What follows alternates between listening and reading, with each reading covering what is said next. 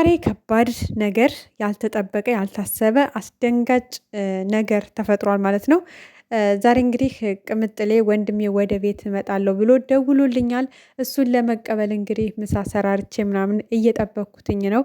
ለመጀመሪያ ጊዜ ነው ወደ ቤቴ የሚመጣው ከብዙ ጊዜ በኋላ እንግዲህ እንደዚህ በቪዲዮ ልታውን ነው። በእርግጠኝነት እናንተም ደስ ይላችኋል ብላ እንግዲህ ወንድሟን ምሳ ሰራርታ እየጠበቀች ነበረ። ኤፍሬም ከመጣ በኋላ ግን የተፈጠረው ነገር በጣም ከባድ ነገር ነው፣ አስደንጋጭ ነገር ነው።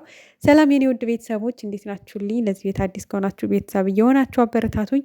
ዛሬ እንግዲህ እንዳያችሁት የሀይሚ ወንድም ኤፍሬም ኤፋ ከባድ ነገር ነው ይዞ የመጣው ማለት ነው። እሱም እንግዲህ ሀይሚን ከቤት ይዤሽ እወጣለሁ። እስከ ዛሬ በቪዲዮ እያየው ብዙ ነገሮችን ዝምም እያለው፣ አሁን ግን ይበቃል። እስከ መቼ ነው? ስለዚህ አንቺ ከዚህ ቤት መውጣት አለብሽ። አንቺን ይዤ ልሄድ ነው የመጣሁትኝ። የምትይዥው እቃ ካለ ያዥ፣ ካለዛ ሌላ ጊዜ እኔ ራሴ መጥቼ እቃሽን ይዤ እወጣለሁ።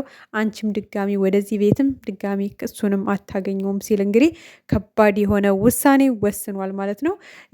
እውነት ለመናገር ውሳኔው በጣም በጣም አስደንጋጭ ነው። እንደ ወንድም ከእህቱ ጎን መቆሙና ነገሮች እንዲስተካከሉ ማድረግ ቢችል ደስ ይለናል። ምክንያቱም ማንም ወንድም የሚያደርገው ነው።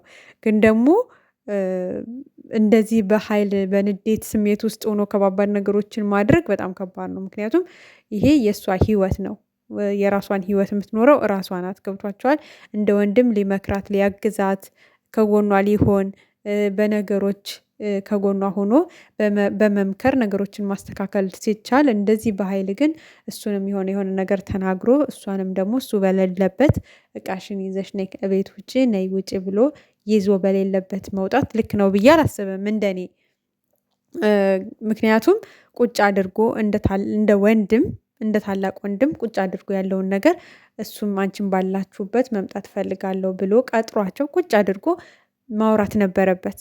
አውርቶ ይሄ ነገር ምንድን ነው? ከዚህ በፊት ጋሽዬም በእናንተ መካከል ገብቶ ብዙ ነገር ለማስተካከል ሞክሯል። አሁንም ያው ናችሁ፣ ጸብ ላይ ናችሁ፣ ነገሮቻችሁ እየተፈቱ ችግራችሁ እየተፈታ አይደለም ብሎ ቁጭ አድርጎ ማውራት ይችል ነበር። ወይስ ዱባይ አንሄድም ስላለ እሱም ተናዶ ነው ማለት? እንዴት ዱባይ አንሄድም አላት ብሎ ተናዶ ነው? አላቅም እንዴት እንደሆነ ብቻ።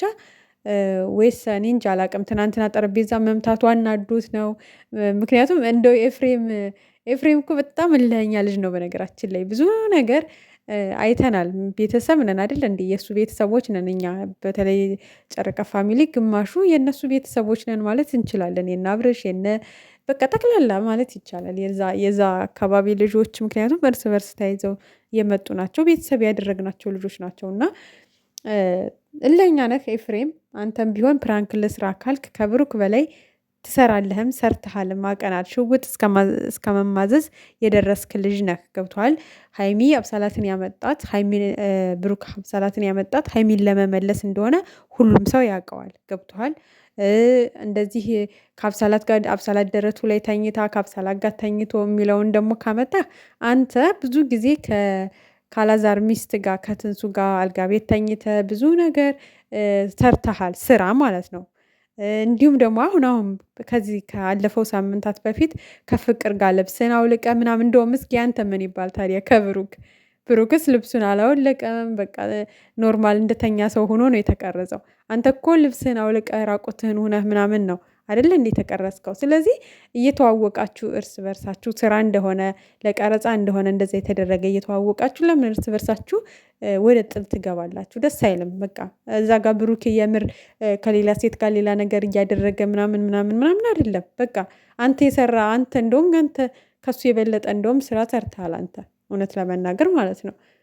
ይሄ ምንም ማስታወስ አይጠበቅበትም። ያለፉት ሳምንታት ከፍቅር ጋር ሐዋሳ ላይ ራቁትህን ሆነ ነው አልጋ ቤት ሙቤ መጥቶ ሲጣላችሁ ምናምን የነበረውና ያ ማለት ደግሞ ሌላ ነገር ሳይሆን አንተም ሰርተኸዋል። ይሄ ቀረጻውን ወይ ደግሞ ትወናውን ሰርተኸዋል ለማለት ፈልጌ ነው። ምክንያቱም ሌላ የተለየ ነገር ብሩክ አድርጎ አይደለም በእህት ላይ ምንም ከሱ በላይ አንተ አስብላት አይደለም። እውነት ለመናገር ለማስታረቅ መሞከር ስትችል ለማለያየት መጣር ግን የለብህም ብዬ ማለት እወዳለሁ። ምክንያቱም እኔ እዚህ ጋር ማሽቃበጥ ምናምን አልወድም። ምክንያቱም ሀይሚና ብሩኬን በጣም ነው የምወዳቸው። እንዲለያዩ አልፈልግም። እውነታውን ነው፣ ሀቃቁን ነው። እንደ ወንድም ከጎኗ መሆንህ እኮ ደስ ብሎኛል። ግን ደግሞ ብሩክ ያንን ያክል ሀይሚን የሚጎዳ ነገር አድርጎ አላየንም።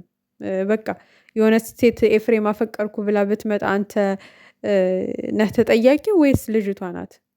ችግሩ አንተ ጋ ነው ያለው ወይስ ከልጅቷ ጋር ነው እንዴ? ማለት እያንዳንዳችሁ ህይወት ላይ የደረሰ ነገር ነው። በነገራችን ላይ ልክ ሌላ ሰው ላይ ሲሆን የሆነ ነገሮችን አክብዳችሁ አትዩት። አንተም በእርግጠኝነት የሆነች ሴት አፈቀርኩ ብላ መታ አይ ይሄ ነገር አልቀበልም አይሆንም ብለህ ነገሮችን እንትን እንዳልክ ታውቃለህ። አይተነዋል፣ ያየነውም ነው። ስለዚህ ባታከብዱ ማለት እኔ እንጃ አላቅም። ብሩኬ ጋር ጸብ ውስጥ ባትገባ ደስ ይለኛል እንደ ራሴ ማለት ነው። ምክንያቱም እነዚህ ልጆች ተለያይተው የማይለያዩ ልጆች ናቸው። ገብቷል። እዚህ ጋር የሀይሚን ህይወት አንተ አትኖርላትም፣ ያንተን ህይወት ሀይሚ አትኖርልህም።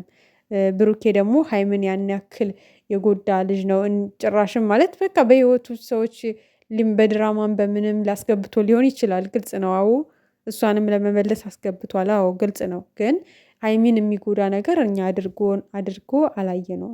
በቃ እንግዲህ ጠላት እየመጣ የፈለገውን ባወራ ቁጥር ብሩክ ሀይሚን ጎዳት ማለት አይደለም። በቃ እነሱ እንዲለያዩ እነሱ አንድ ላይ እንዳይሆኑ በእሷም በኩል በእሱም በኩል ብዙ ጠላት መጥቷል፣ አይተናል። እና ኤፍሬም ነገሮችን ብታስታውልና ረጋ ብለህ ብታስብ ጥሩ ነው ብዬ ነው የማስበው።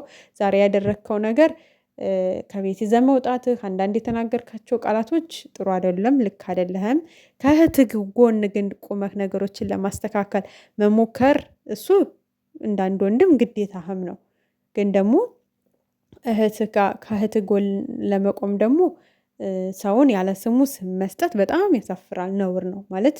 እኔ አላቅም። ሀይሜም ስትል ነበር እንዳያቸዋት መግቢያ ላይ ብዙ ብነግራችሁ ስለ አብሳላትም ብዙ ባወራችሁ በዩም በኩል ብዙ ቲክቶክ ላይ ተቆራርጠው የሚደርሱ ነገሮች አሉ ምናምን እያለች ነው። እንግዲህ ውስጥ ለውስጥ ከካሜራ ጀርባ ያለውን ነገር በእርግጠኛ የምናውቀው ነገር የለም። እናንተ ባቀረባችሁልን ባየነው ልክ ደግሞ ያን ያክል ብሩክ ሀይሜ ያስከፋት የበደላትም ነገር የለም። እንዲሁም ደግሞ ትፈሪዋለሽ ወይ ምናምን ያልከው ደግሞ እኩል አይደለ እንዴ እነሱ የሚስተዳደቡት? ሲጀመር እሷ ማን ብሩኬን ፈርታ ነው? ልክ ልኩን አይደለ እንዴ የምትነግረው? መፍራት እንደዚህ ነው እንዴ? እና ያን ያክል ፈርታ ተጨንቃ ተሳቃ የምትኖር አድርገህ እያወራህ ነው። እና ልክ አይደለም ማለት በቃ ልክ አይደለም። ለሰዎች ያለ ስማቸው ስም መስጠት ፈጣሪም አይፈቅደውም። እና ነግበኔ አይነት ነገር ቢሆን ጥሩ ነው ብዬ ነው የማስበው። እንግዲህ ከዚህ በኋላ ያለው ነገር ቤተሰብ እውነቱን ስነግራችሁ በጣም ከባድ የሚሆን ነገር ነው የሚመስለኝ። ምክንያቱም ቤተሰብ የገባበት ነገር ይከብዳል።